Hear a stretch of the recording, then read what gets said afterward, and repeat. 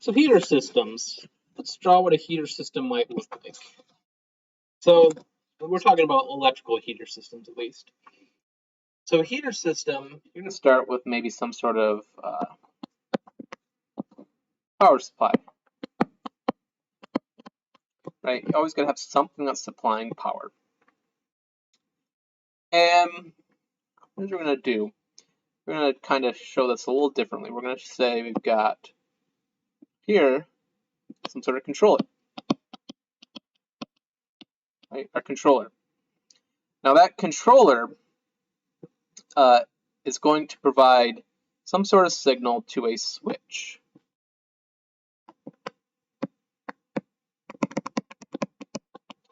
Because the controller, normally it's some sort of microcontroller, can't provide the power directly through itself. It has to use some sort of intermediate device that can control a larger amount of power.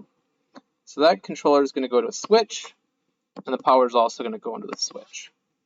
So when the controller wants there to be power, it closes the switch and allows power to flow to the heater.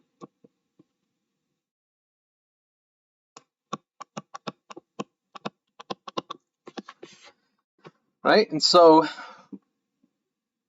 we've got power flowing to the heater, but heater systems are almost always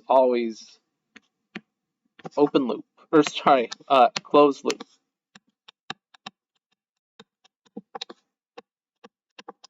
They're closed loop control systems. What's that mean? Well, it means that we've got some sort of sensor that is taking a signal off, or a reading, or heat signal off of this heater, and then reporting it back to the controller.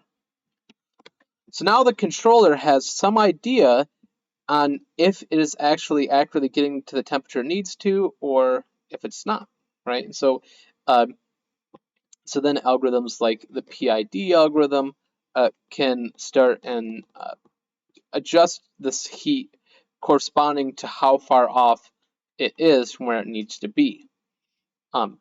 So this is a closed loop system.